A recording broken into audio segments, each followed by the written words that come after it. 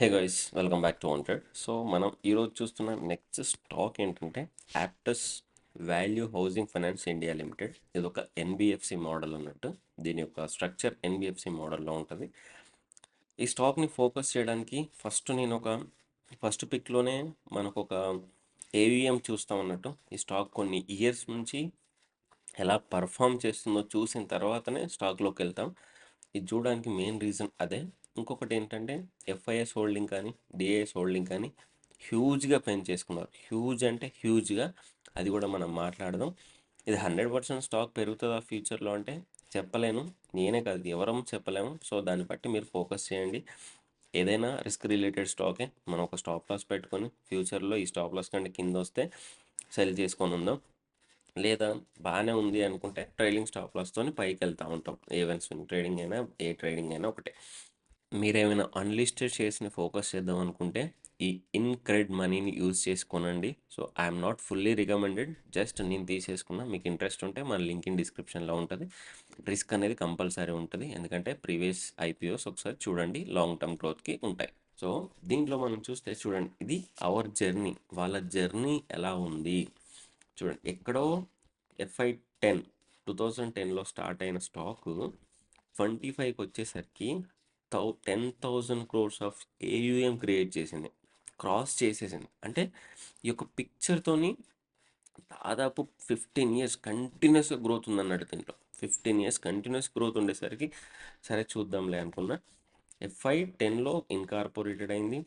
29 to 86లోనే profitable అయింది. First 100 crores ఇక్కడ వచ్చేసింది. 13 కంటే ముందే. ఆ తర్వాత ఎక్స్పాన్షన్ టు 4 స్టేట్కి 15కి ముందే అయ్యారు. సో 100th బ్రాంచ్ అనేది 18కి ముందే చేశారు. 50,000 కస్టమర్స్ అయిపోయారు. ఇక్కడ 1 lakh కస్టమర్స్ అయ్యారు. సో లిస్టెడ్ ఇన్ 21 to 22 మధ్యలో వచ్చేసారు. అంటే ఇంత ఫాస్ట్ గ్రోత్ అన్నట్టు. వీళ్ళ జర్నీ అనేది ఇంత ఫాస్ట్గా అయిపోయింది. ఆ తర్వాత వీళ్ళ బిజినెస్ చూస్తే అసలు వీళ్ళు ఏం చేస్తారు, అసలు ఇంత ఫాస్ట్గా గ్రో అవడానికి వీళ్ళు చేసింది ఏంటి అనేది చూస్తే హోమ్ లోన్స్ కానీ, క్వాసీ హోమ్ లోన్స్ కానీ, ఇన్సూరెన్స్ లోన్స్ కానీ, టాప్అప్ లోన్స్ కానీ, బేసికల్గా వీళ్ళు ఏంటంటే ఓన్లీ లోన్స్. ఎవరికి ఇస్తారు ఎక్కువగా అంటే ఓకే, హోమ్ లోన్స్ ఎక్కువగా. తర్వాత స్మాల్ బిజినెస్ లోన్స్, ఎవరైతే స్మాల్ బిజినెస్ ఉంటారో వాళ్ళ మీద ఫోకస్ చేస్తున్నారు వీళ్ళు ఎక్కువగా. అదొకటి. Semi urban ఫోకస్గా.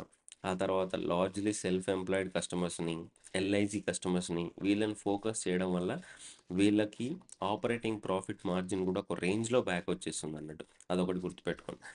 ఇక్కడ granular book with niche customer focus చూస్తే home loan, quasi home loan, business loans, ఈ మూడే వీళ్ళకు ఉన్నాయి. సో టార్గెట్ సెగ్మెంట్ ఎవరు, యావరేజ్ టికెట్ సైజ్ ఎంత, యావరేజ్ టెన్యూర్ ఏంటి, యావరేజ్ ఈల్డ్ ఏంటి, కీ కస్టమర్ వెయిట్ ఏంటి. సో ఇక్కడ ఏంటంటే ప్రతి దాంట్లో self employed, self occupied residential property, self employed, వీళ్ళ ఫోకస్ ఏంటంటే ఇది. ఆ తర్వాత లోవర్ మిడిల్ క్లాస్ ఒకటి, తర్వాత హోమ్ కన్స్ట్రక్షన్ పర్చేస్ ఒకటి, proceeds primarily used for business purpose, cities are tied 2, 3, 4. So వీళ్ళు యావరేజ్గా ఎంత ఇస్తారు, యావరేజ్ టికెట్ సైజ్ ఏంటంటే 9 lakhs to 8 to 9 lakhs. తర్వాత యావరేజ్ టెన్యూర్ కూడా 9 to 11 years. ఇది వీళ్ళ దగ్గర ఉన్నది మెయిన్గా. ఆ తర్వాత వీళ్ళు ఎక్కడెక్కడికి ఎక్స్పాండ్ అయిపోయారంటే 6 states, 300 branches, 3,351 employees, 1,61 customers. Loan book amount 1,08,650 million. AA stable. Okay, వీళ్ళ క్రెడిట్ రేటింగ్ కూడా బాగానే ఉంది. సో వీళ్ళ నెట్వర్క్ ఇక్కడ మహారాష్ట్ర, తెలంగాణ, ఒడిశా, ఆంధ్రప్రదేశ్, కర్ణాటక, తమిళనాడు, ఇది వీళ్ళ దగ్గర ఉన్న నెట్వర్క్ అన్నట్టు. ఇంకా నార్త్ ఇండియాకి వెళ్ళలేదు ప్రజెంట్. వీళ్ళు ఏంటంటే సౌత్ ఇండియాలోనే స్టేబుల్ అయిపోయారు. చూద్దాం వీళ్ళ ఫ్యూచర్లో ఎలా ఉంటుంది వీళ్ళ గ్రోత్ అనేది. సో ఇన్స్టిట్యూషనల్ యాక్టివిటీ చూస్తే FIAS raised stake by 5.9% in Q4 FY24లో 5.9% స్టేక్ ఇంక్రీజ్ చేసుకున్నారు. Now holding 27.74% of holding from FIS. తర్వాత వెస్ట్ బ్రిడ్జ్ క్యాపిటల్ వాళ్ళు స్టేక్ అనేది కట్ చేసుకుంటే రెడీగా ఎవరు ఉన్నారంటే మోర్గాన్ స్టాన్లీ వాళ్ళు, SBI మ్యూచువల్ ఫండ్స్ గారు, యాక్సిస్ మ్యూచువల్ ఫండ్ వాళ్ళు, వీళ్ళు రెడీగా కొనేశారు అన్నట్టు.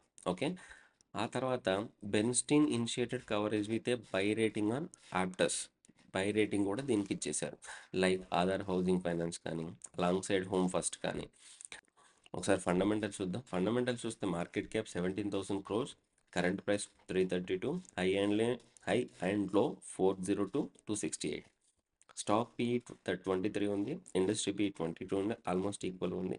ఆర్ఓసి ఆర్ఓఈ మోర్ దెన్ 15% ఉంది, కన్సిడర్ చేయొచ్చు. ఇంట్రెస్ట్ కవరేజ్ 2.80 ఉంది, ఇంట్రెన్సిక్ వాల్యూ 311 ఉంది. ఆ తర్వాత 5 years పీఈ 26 ఉంది. 5 years పీఈ కంటే ప్రజెంట్ తక్కువే ఉంది. బేసికల్గా టెక్నికల్గా చెప్పేటప్పుడు చెప్తారు. Return over 3 years 8.98, return over 1 year 9.87. So ఇలా నెట్ ప్రాఫిట్ అనేది 751 crores ఉంది. అర్థమైంది కదా ఎవరికి లోన్స్ ఇస్తున్నారు ఏంటి. ఇక్కడ చూడండి ఈ పిక్చర్ చూస్తే మీకు అర్థం. మ్యాక్స్ పెట్టేసి పీఈ పెట్టింది. ఇక్కడ ఈపీఎస్ చూడండి కంటిన్యూస్గా పెరుగుతూనే వచ్చేసింది. కంటిన్యూస్గా ఈపీఎస్ పెరుగుతూ వచ్చేసింది. ఇక్కడ పీఈ అనేది డౌన్ అవుతుంది. ఈపీఎస్ పెరుగుతూ పీఈ డౌన్ అయితే కొంచెం బెటర్గా చూడొచ్చు. Okay, company has delivered good profit growth of 28.9% CAGR, healthy dividend వీళ్ళు చేస్తున్నారు. ఇక్కడ stock is trading 4.07 times of book value అనేది ఒకటి నెగిటివ్ ఉంది. ప్రమోటర్ హోల్డింగ్ అని డిక్రీస్ చేసేసుకున్నారు అంటే ఎఫ్ఐఎస్ వాళ్ళు బాగా ఎక్కువ తీసేసుకున్నారు అన్నట్టు.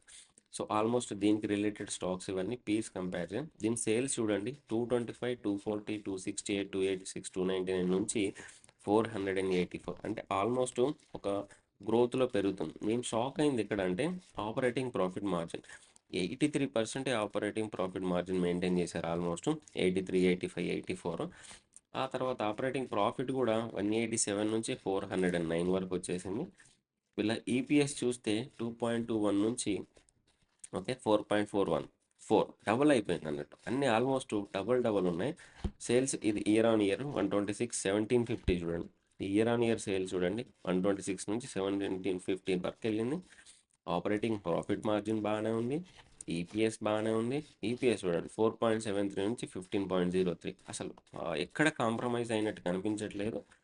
నెక్స్ట్ బారోయింగ్స్ కూడా పెరిగాయి, ఎందుకంటే బ్యాంక్ లోన్స్ రిలేటెడ్ కంపెనీ కాబట్టి ఈజీగా అప్పులు ఉంటూనే ఉంటాయి, అదొకటి గుర్తుపెట్టుకోవాలి. నెట్ క్యాష్ ఫ్లో కూడా పాజిటివ్ జనరేట్ చేశారు. ఇక్కడ ప్రమోటర్స్ 40.37% ఉన్నారు. ఎఫ్ఐఎస్ 12 నుంచి 30% ఇంక్రీజ్ చేసేసుకున్నారు జూన్లో. ఇది అప్డేట్ అయినట్టుంది. స్మాల్ క్యాప్ వాళ్ళు మలబార్ కానీ, ఆ తర్వాత వీళ్ళంతా గవర్నమెంట్ పెన్షన్ ఫండ్ గ్లోబల్ కానీ ఇది. అదే డిఐఎస్ వాళ్ళు SBI multi cap, SBI axis mutual fund. So ఇక్కడ డిఐ వాళ్ళు కూడా డిఐ చూడండి 2.63% నుంచి 16%కి వచ్చారు. ఓకే, మార్చ్లో 9.88 ఉండేది, ఇప్పుడు 16.04%కి వచ్చారంటే ఒకసారి అర్థం చేసేసుకోండి. ఈ ఆప్టస్ని టెక్నికల్గా చూస్తే ఐపీఓ లిస్ట్ అయినప్పటి నుండి చూడండి ఇక్కడ ఐపీఓ 21లో వచ్చేసింది. ఎందుకు స్టాక్ మూవ్ అవ్వలేదు అంటే అప్పుడు వచ్చిన వాల్యూకి ఎన్బిఎఫ్సికి ఓవర్ వాల్యూడ్గా ఉందని చాలామంది అనుకున్నారు అన్నట్టు. అంటే ఇంత వాల్యూతో రావడం ఏంటి ఈ కంపెనీ అనేది. సో ఆ తర్వాత ఒక చిన్న ఫాల్ వచ్చేసింది, ఆ తర్వాత మళ్ళీ వచ్చేసింది. ఇప్పుడు ఇది ఈ ఏరియాలో స్టేబుల్గా ఉండిపోయింది, అంటే రిజల్ట్స్ కూడా జస్టిఫై చేసేసింది అన్నట్టు. వీళ్ళ స్టాక్ ప్రైస్కి ఇది పర్ఫెక్ట్గా జస్టిఫై చేసేసింది. ఇప్పుడు మనం చూడాల్సింది ఏంటంటే ఇది లాంగ్ టర్మ్ లేదా స్వింగ్ ట్రేడింగ్ కోసం చూస్తే ఇక్కడ నుంచి స్టాక్ బ్రేక్అవుట్ అయిపోయి రీటెస్ట్కి వచ్చి పైకి వెళ్ళిపోతుందా చూడాలి. లేదు ఇక్కడికి వచ్చేసి రీటెస్ట్ ఫెయిల్ అయిందంటే మళ్ళీ ఇదే జోన్లోకి వచ్చే ఛాన్స్ ఉంటుంది. ఇక్కడ నుంచి కూడా ఒకవేళ బ్రేక్ డౌన్ అయిపోతే కిందికి వెళ్ళే ఛాన్స్ ఉంటుంది. మనం ఏం చేయాలి అంటే ఇక్కడి నుంచి పైకి వెళ్ళి రీటెస్ట్కి వెళ్ళిపోతే ఇక్కడ స్టాప్ లాస్ పెట్టేసుకొని వెయిట్ చేయాలి. రీటెస్ట్ సక్సెస్ అయిన తర్వాతనే ఎంట్రీ తీసేసుకోవాలి, దాని కింద మనం స్టాప్ లాస్ మెయింటైన్ చేయాలి అన్నట్టు. ఇది ఈ స్టాక్లో ఉన్న టెక్నికల్ అనాలిసిస్. మీకు అర్థమైంది కదా. స్టాక్ ప్రజెంట్ కన్సోలిడేషన్లో ఉంది, దాదాపు 5 years కన్సోలిడేషన్లో ఉంది. అది ఫోకస్ చేయండి. రీటెస్ట్ సక్సెస్ అయిన తర్వాతనే ఎంట్రీ తీసేసుకొని స్వింగ్ ట్రేడింగ్ కోసం ప్లాన్ చేసేసుకోండి. I'm not recommended any stock to buy or sell. You must remember this one. Okay, జై హింద్.